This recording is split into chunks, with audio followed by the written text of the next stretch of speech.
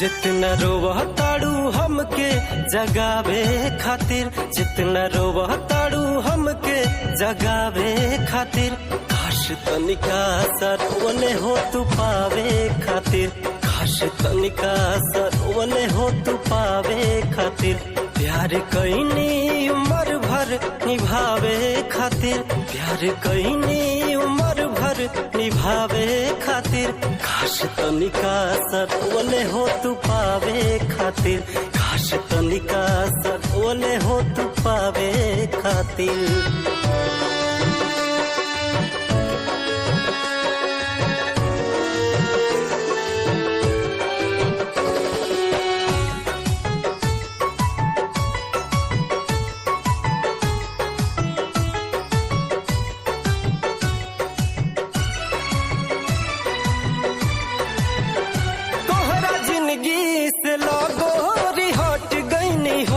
Rail गड़िए के नीचे आके कट गईनी हो,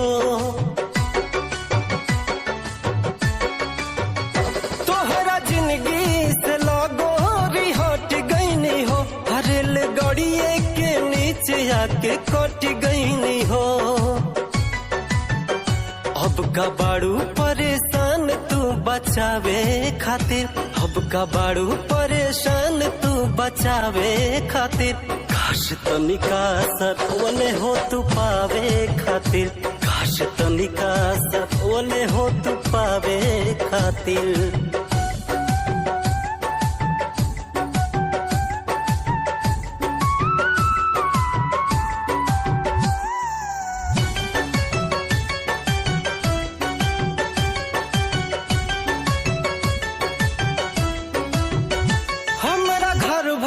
के लोग तोह के जानत रहे, हमार मम्मी पतोह तोह के मानत रहे,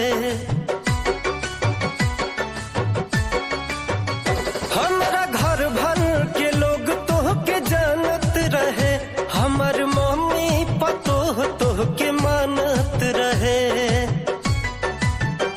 मुँह कवन लेके जईती देखावे खातिर, मुँह कवन लेके जईती देखावे खातिर, काश तनिका सरवने हो तू पावे खातिर, काश तनिका सरवने हो तू पावे खातिर। सब्सक्राइब करने के लिए लाल कलर का बटन दबाएं और हमारा अपडेट सबसे पहले पाने के लिए घंटी वाला बटन